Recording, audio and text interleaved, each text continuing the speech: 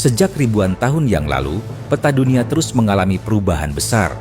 Kekuatan adidaya yang mendominasi dunia tidak pernah abadi. Setiap abad selalu melahirkan kekaisaran baru, sementara yang lama perlahan runtuh. Dari Kekaisaran Romawi hingga Amerika Serikat, sejarah telah mencatat perjalanan panjang perebutan supremasi dunia. Dalam tayangan ini, kita akan menelusuri bagaimana kekuatan global bergeser dari abad pertama Masehi hingga abad ke-21 dengan menilai dua faktor utama, luas wilayah kekuasaan dan kekuatan militer yang menentukan siapa penguasa terkuat di zamannya.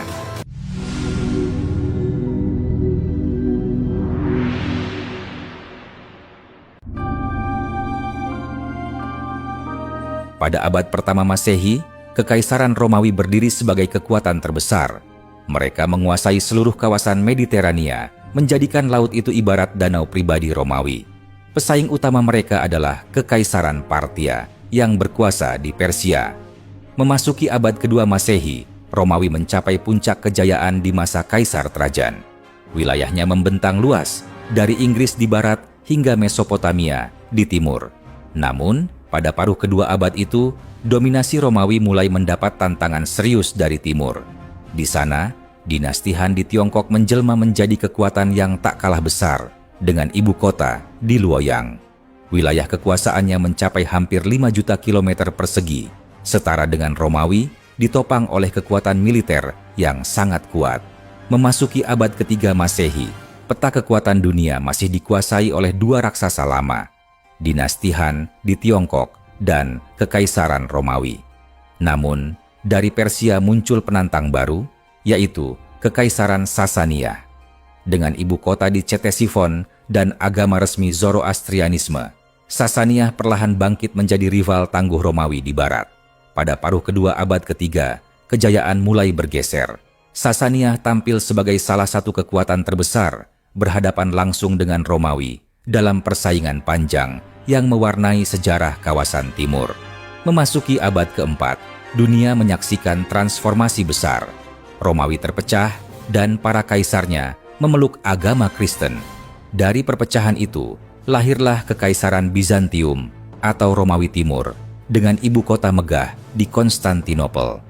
Bizantium menjadi benteng peradaban dan kekuatan dunia, dengan Sasania tetap sebagai rival abadi di timur. Namun, pada paruh kedua abad keempat, giliran Sasania mencapai puncak kejayaan mereka. Di saat yang sama, dari India muncul Kekaisaran Gupta, terutama di masa Samudragupta. Inilah periode yang dikenal sebagai zaman keemasan India, era ketika ilmu pengetahuan, seni, dan budaya berkembang pesat dari paruh kedua abad keempat hingga awal abad kelima. Abad kelima Masehi membawa wajah baru dalam sejarah dunia. Pada paruh pertamanya, bangsa nomaden dari Asia Tengah, bangsa Hun, di bawah pimpinan legendaris Attila, menjelma menjadi kekuatan tak tertandingi. Kekaisaran Hun membentang luas dari padang Asia Tengah dan pegunungan Kaukasus hingga Eropa Tengah, bahkan mendekati jantung Kekaisaran Romawi. Namun, keperkasaan itu tak bertahan lama. Setelah Attila wafat, Kekaisaran Hun runtuh dan tercerai-berai. Di paruh kedua abad kelima, Sasania kembali menegaskan diri sebagai kekuatan besar, sementara Bizantium berdiri sebagai saingan utamanya. Para sejarawan sepakat menyebut abad kelima sebagai akhir zaman kuno dan awal abad pertengahan, sebuah babak baru dalam sejarah dunia. Penanda paling jelas adalah runtuhnya Kekaisaran Romawi Barat, disusul dengan bangkitnya kerajaan-kerajaan bangsa Jermanik yang kemudian mendominasi Eropa Barat. Memasuki abad ke-6 Masehi, Bizantium kembali berjaya. Di bawah kepemimpinan Kaisar Justinianus, mereka mencapai puncak kejayaan, membangun monumen megah seperti Hagia Sophia dan memperluas wilayahnya. Namun, perseteruan panjang dengan Sasania terus membara. Bahkan pada paruh kedua abad ke-6, Sasania sempat unggul dan mencatat kemenangan penting atas Bizantium. Abad ke-7 menjadi titik balik besar dalam sejarah dunia. Dari Jazirah Arab muncul kekuatan baru. Islam di bawah kepemimpinan Khulafaur Rasyidin dunia menyaksikan gelombang penaklukan luar biasa. Sasaniyah tumbang sepenuhnya, sementara wilayah Bizantium yang paling penting juga jatuh ke tangan umat Islam. Tak diragukan lagi, negara Islam menjadi kekuatan terbesar abad itu. Paruh pertama abad ke-8 ditandai dengan bangkitnya kekhalifahan Umayyah. Dalam waktu singkat, mereka membangun salah satu kekaisaran terbesar dalam sejarah. Wilayahnya membentang dari Asia Tengah dan India di timur hingga pesisir Samudra Atlantik di barat. Di masa Khalifah Hisham bin Abdul Malik, kekhalifahan mencapai puncak kejayaannya. Namun, pada paruh kedua abad ke-8, kejayaan Umayyah runtuh. Kekuasaan berpindah ke kekhalifahan Abbasiyah yang menjadikan Baghdad sebagai pusat pemerintahan. Baghdad menjelma menjadi mercusuar peradaban dunia, sekaligus menegaskan Abbasiyah sebagai kekuatan terbesar saat itu. Di sisi lain, dinasti Tang di Tiongkok, khususnya di masa Kaisar Xuanzong, juga muncul sebagai salah satu kekuatan raksasa dunia. Memasuki abad ke-9, Abbasiyah benar-benar berada di puncak kekuasaan. Khalifah Harun ar-Rasyid membawa kejayaan politik, ekonomi, dan budaya Islam hingga hampir tak ada tandingannya. Meski begitu, di barat muncul pesaing kuat. Kekaisaran Karoling di bawah Charlemagne, serta Bizantium yang tetap berdiri sebagai kekuatan regional penting.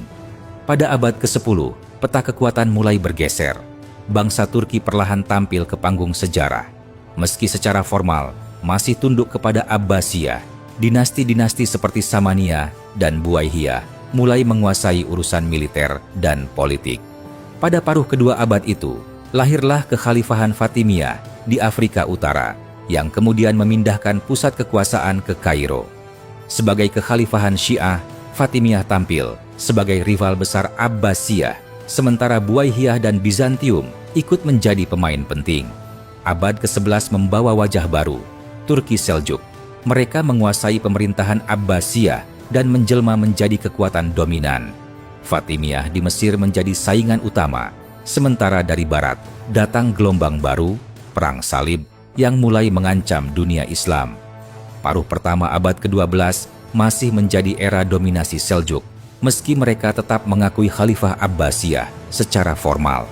Persaingan dengan Fatimiyah dan pasukan Salib menjadikan abad ini sebagai salah satu periode paling dramatis dalam sejarah dunia. Paruh kedua, abad ke-12, melahirkan kekuatan baru di dunia Islam.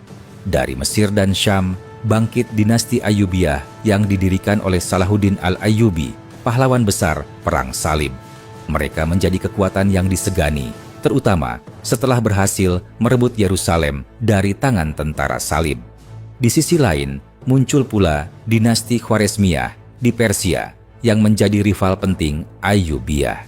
Dari timur jauh, dinasti Song di Tiongkok berdiri sebagai raksasa Asia, sementara di Eropa, Kekaisaran Romawi Suci menjaga pengaruhnya. Di wilayah Maghrib, dinasti Muwahhidun juga tidak kalah penting, menegaskan dirinya sebagai salah satu kekuatan besar dunia. Abad ke-13 menjadi panggung bagi kebangkitan kekuatan yang menggemparkan dunia. Mongol, dipimpin oleh Genghis Khan, suku-suku nomaden Asia Tengah disatukan menjadi mesin perang yang tak terbendung.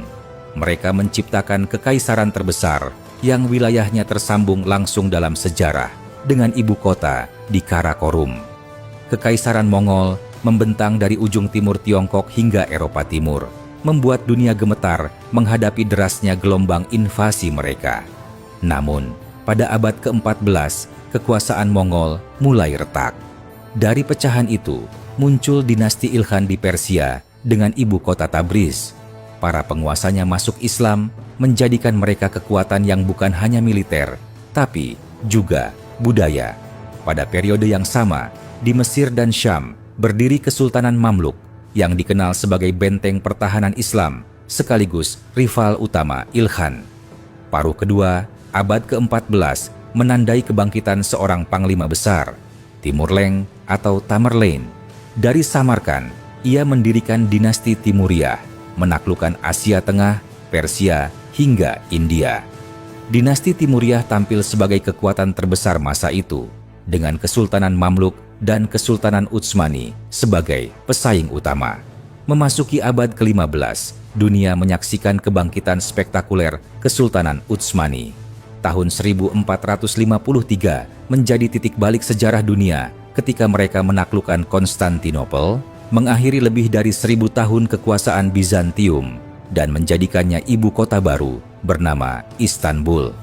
Sejak saat itu, Utsmani menjelma menjadi kekuatan militer paling dominan di dunia. Rival utama mereka adalah dinasti Ming di Tiongkok, Kesultanan Mamluk, dan kerajaan-kerajaan Kristen Eropa seperti Kastilia. Para sejarawan menyebut abad ke-15 sebagai akhir abad pertengahan sekaligus awal zaman modern. Paruh pertama abad ke-16 memperlihatkan puncak kejayaan Utsmani. Di bawah Sultan Sulaiman Al-Qanuni, kekaisaran ini memimpin dunia Islam, bahkan diakui sebagai pusat kekhalifahan umat. Pada masa yang sama, lahir dua kerajaan besar lain, dinasti Safawi di Persia dan dinasti Mughal di India. Tiga kerajaan Islam ini dikenal sebagai Kerajaan Mesiu, simbol kemajuan militer dengan penggunaan senjata api dan artileri. Mereka menjadi kekuatan global yang disegani. Sementara dari Eropa, Kekaisaran Portugis muncul sebagai kekuatan maritim lintas benua pertama, membuka era imperialisme Barat. Paruh kedua, abad ke-16 membawa perubahan besar dalam sejarah dunia. Kekaisaran Romawi Suci bersama Kekaisaran Spanyol di bawah Kaisar Charles Mimba menjelma sebagai kekuatan terbesar. Spanyol bahkan menjadi kekaisaran global pertama setelah menemukan dan menjajah benua baru, Amerika. Dengan menaklukkan suku-suku asli dan menguasai emas serta perak dari dunia baru, Spanyol menjelma menjadi superpower. Sejak saat itulah, pusat kekuatan dunia bergeser dari timur ke barat. Eropa Barat mulai membangun imperium lintas benua, menandai babak baru sejarah dunia. Memasuki paruh pertama abad ke-17, Spanyol masih memegang supremasi, terutama lewat kekuasaan mereka di Amerika Selatan, di mana kerajaan-kerajaan pribumi seperti Aztec dan Inca ditundukkan. Kekayaan yang melimpah dari sana menjadikan Spanyol simbol kejayaan Eropa. Pesaing utamanya kala itu adalah Kesultanan Utsmani dan Kekaisaran Portugis. Namun, di paruh kedua abad ke-17, giliran kerajaan Prancis yang bangkit. Di bawah pemerintahan absolut Raja Louis ke-14, Sang Raja Matahari, Prancis muncul sebagai kekuatan dominan baru di Eropa dan dunia. Abad ke-18 membuka panggung bagi kekuatan baru di utara, Rusia Tsar. Di bawah Peter yang Agung dan kemudian Ratu Catherine yang Agung, Rusia memperluas wilayahnya hingga ke Siberia, menjadikannya salah satu kekaisaran daratan terbesar di dunia. Namun, pada paruh kedua, abad ke-18, Britania Raya mulai menonjol. Dengan kekuatan lautnya, Inggris mengukir fondasi untuk menjadi kekuatan global, bersaing ketat dengan Rusia dan Prancis. Abad ke-19 menjadi era penuh gejolak. Prancis di bawah Napoleon Bonaparte sempat menguasai hampir seluruh Eropa, menciptakan imperium yang menakutkan. Namun, setelah kejatuhan Napoleon, Britania Raya tampil sebagai pemenang. Kekaisaran Inggris membentang ke hampir seluruh penjuru dunia, dari Asia, Afrika, Amerika, hingga Oseania, hingga dijuluki sebagai imperium yang mataharinya tak pernah terbenam. Para sejarawan menyebutnya sebagai kekaisaran kolonial terbesar dalam sejarah. Abad ke-19 pun dikenal sebagai Abad Britania, dengan Prancis sebagai rival terkuat. Memasuki abad ke-20, Inggris masih mempertahankan statusnya sebagai kekuatan utama. Namun, muncul pesaing baru, Jerman, Prancis, dan Rusia. Persaingan ini memuncak dalam Perang Dunia I dan II. Hasilnya, kekuatan kolonial Eropa mulai runtuh. Dari reruntuhan perang, lahirlah dua kekuatan adidaya baru, Amerika Serikat dan Uni Soviet, yang memasuki era Perang Dingin. Menjelang penghujung abad ke-20, dunia kembali menyaksikan pergeseran besar dalam sejarah. Runtuhnya Uni Soviet menyisakan Amerika Serikat sebagai satu-satunya adidaya. Dengan kekuatan militer, ekonomi, dan politik yang luar biasa, AS tampil sebagai penguasa tunggal di panggung global pada akhir milenium kedua. Namun, sejarah selalu bergerak. Tidak ada kekuasaan yang abadi. Peta kekuatan dunia terus berubah dari masa ke masa. Kini, memasuki abad ke-21, meski Amerika masih memegang supremasi, tantangan-tantangan baru mulai bermunculan. Tiongkok dengan pertumbuhan ekonominya yang pesat, Rusia dengan kekuatan militer yang tangguh, India, Uni Eropa, hingga aliansi-aliansi baru yang siap menggeser keseimbangan global. Lalu, pertanyaannya, akankah Amerika tetap bertahan sebagai satu-satunya adidaya? Atau sejarah kembali berulang dengan lahirnya kekuatan baru yang mengguncang dunia? Waktu yang akan menjawab. Satu hal yang pasti, sejarah selalu membuktikan bahwa setiap kejayaan pada akhirnya akan berganti dengan kekuatan baru.